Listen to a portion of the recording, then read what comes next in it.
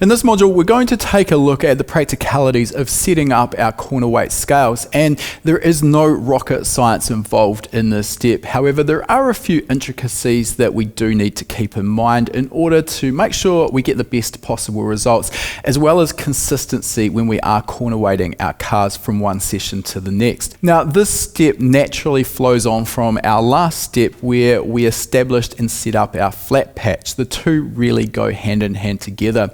So at this point, we've already got an area marked out on the ground and we know that that area is flat. It's important when we're marking out that area, taking into consideration the size of the scales, because we're trying to set up our area so that when the car is rolled onto the scales, that the wheels will be relatively close to the center of the scales.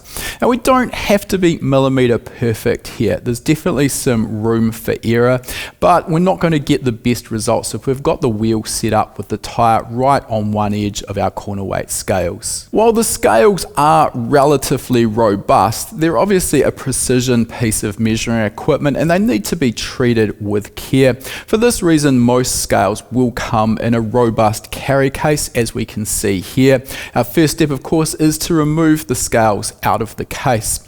Now, there's not a lot of areas where we can go wrong when we are setting up our scales. Probably the most common, which can be time consuming and frustrating, is simply getting the scales on the wrong corner of the car. As we can see here with our Intercomp scales, each scale is marked with the correct location or orientation as to where it's going to sit on the car. It's simply a matter of taking note of that orientation and placing it in the correct position on our flat patch. Before we place the scales down on our flat patch, it's always a good idea to turn the scales over and just visually inspect them for any debris.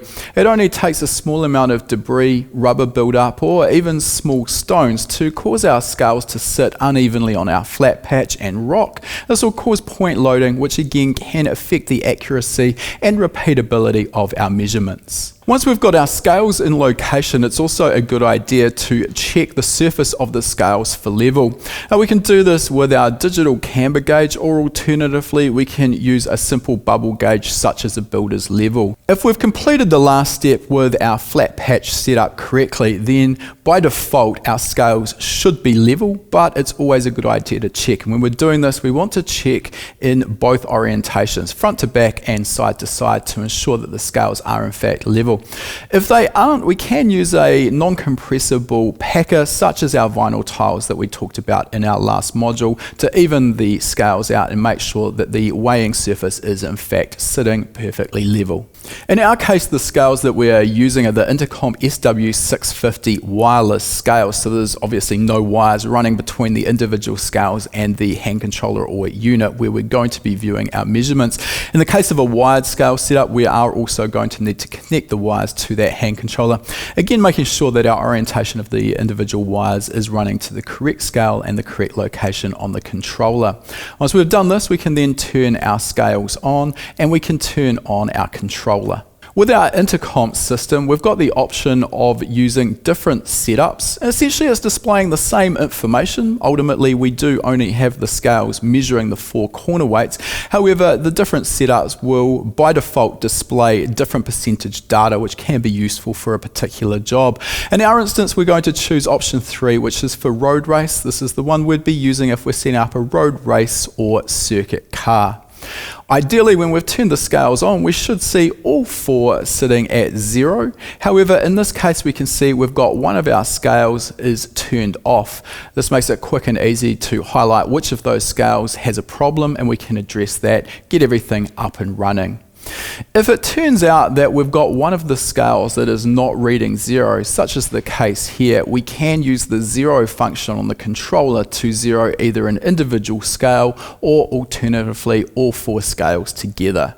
Before we roll the car onto the scales, we do though want to make sure that all four of those scales are reading 0. Well, I've mentioned a couple of times making sure that our scale orientation is correct, and it really is important. This is a great time to perform a simple sanity check by simply standing on each of the scale pads individually and making sure that your weight shows up in the corner that you're expecting on the controller.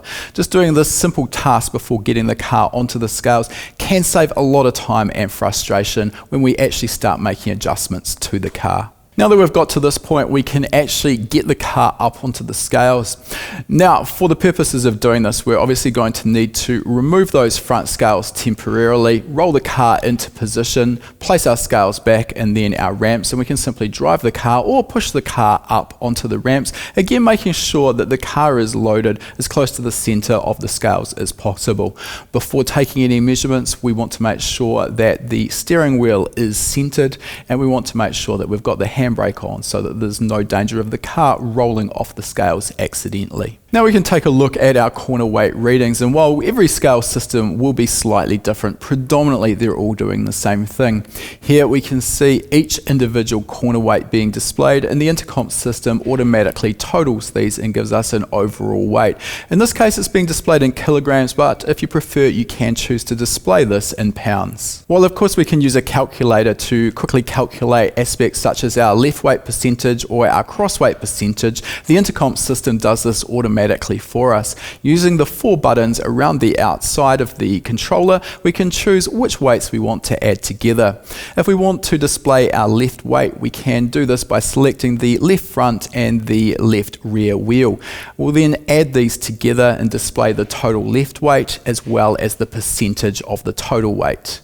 If we want to display the cross weight, we can click on the left front button to remove that, click on the right front button to add this in. We now have our total cross weight as well as this being displayed as a percentage. Again, there's nothing particularly tricky about setting up and configuring your scales, but following through the steps that I've just presented in this module will give you the best chance of success as we move into actually making your corner weight adjustments.